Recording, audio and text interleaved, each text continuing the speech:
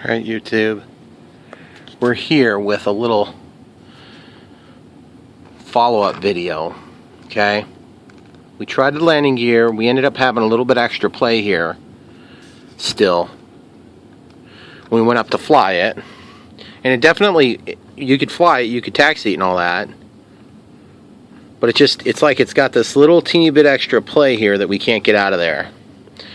And so I was talking about using some epoxy, and then I said to myself, well, before we go to the epoxy route, which is heavy and a little bit harder to do, I want to try the CA route a little bit different, okay?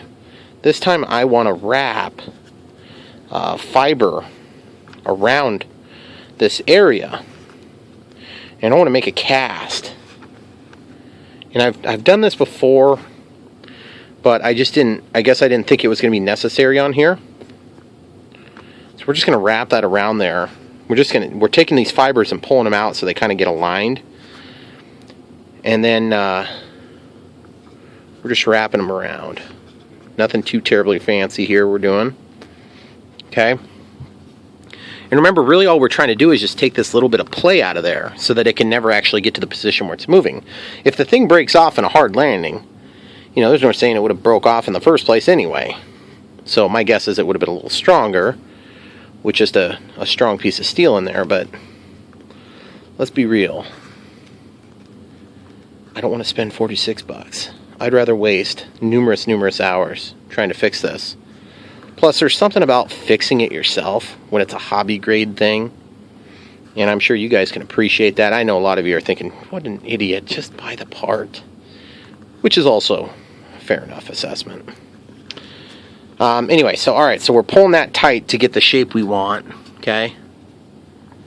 And then I'm just, and it's not like this is, sometimes you just can't get the component. You literally can't buy it if you wanted to. Ooh, it's a preview on the next project. Okay, so we got the CA, not foam safe, just regular CA. We got kicker. And just be careful on the kicker, you don't want to get at that right away. And then I guess we're going to use this to catch any that drips down like we did the last time. Okay, so we're going to turn that prop just so it's out of the way. And you know what, I'm wondering if I should use a different product, because it's just going to catch that stuff and it's going to want to stick really bad. Well, really all I care about is keeping it out of the assembly down here, so that's good enough for me. Okay, so here we go. So get it in and let it start wicking. Push that nozzle in and squeeze it. Push it into the fibers, okay? Let it work.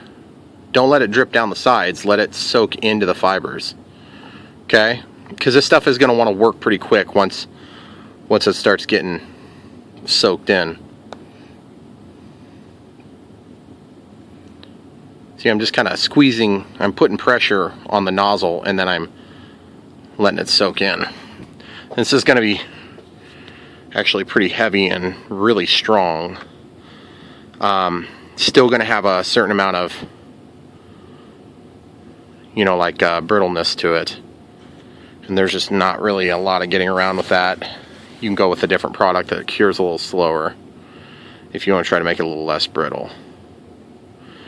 This stuff just works. It works quick and it's effective. Okay, now that drip was going down, so I'm going to try to redirect it. Notice I've used no kicker yet. The only time we're going to want to use kicker on this is just to kind of give it that final set once we kind of have it where we want it.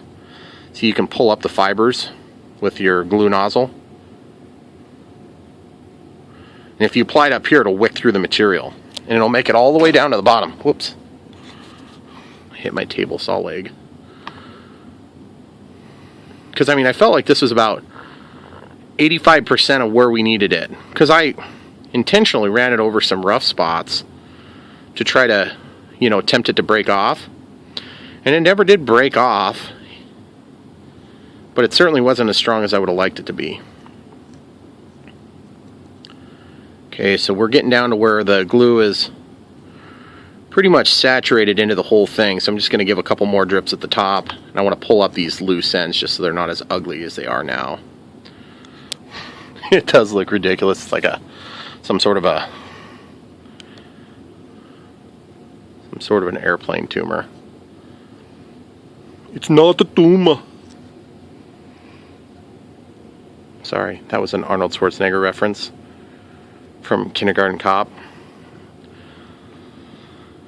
You have to look it up. Okay, so now that we've got that all saturated in there, which looks ridiculous, by the way. Now we're going to give it a kiss of kicker. And that thing's going to get really hot. It's going to be crazy how fast it sets up now, I bet. I'm looking for some steam and stuff to come out, but just applying it to the top so that it has a chance to work, and then the chemical reaction will be expedited. Okay, so as we let that work, I'm going to put this stuff back for now.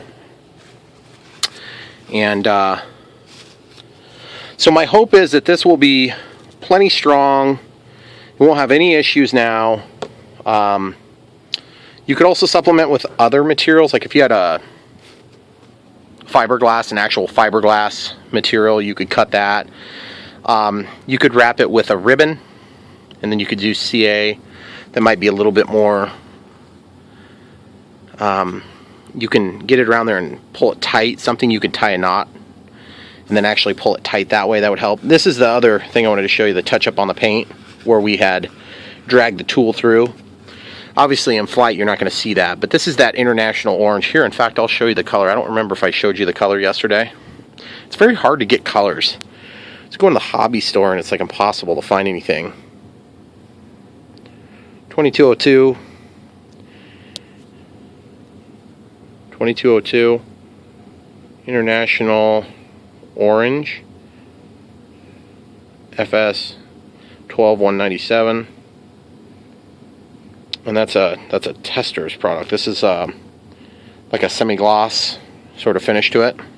Works really nice. It's not an exact match, but it's really close. So you'll be able to get away with touching up your wingtips. You always seem to rip up this area on this aircraft. That's one thing that's really nice about the Cirrus, by the way. There's a piezo tube on one of the sides. Pitot tube for airspeed. Well, it's simulated. It's not really a pitot tube.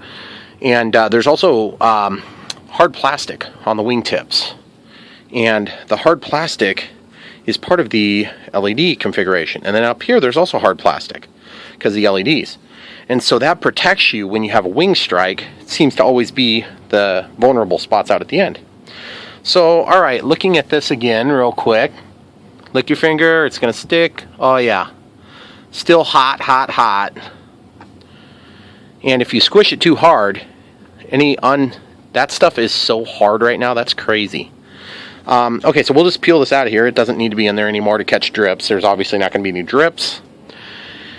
And what we're going to do is we're going to let this sit. We're just going to be nice and patient. And we're going to let it sit, and we're not going to do anything to it for, I don't know, until the next time I want to fly, which could be as quick as 5 minutes. So guys, thanks for watching. Like I said, this is just a quick follow-up video on the nose gear. Potential nose gear repair. Really appreciate you guys sticking in for these crazy long videos. And I know you want to have closure just like I do. So I won't leave you hanging on this sort of thing. Not unless there's a complete loss on the plane, and I'll let you know that. Thanks for watching. Don't forget to like and subscribe.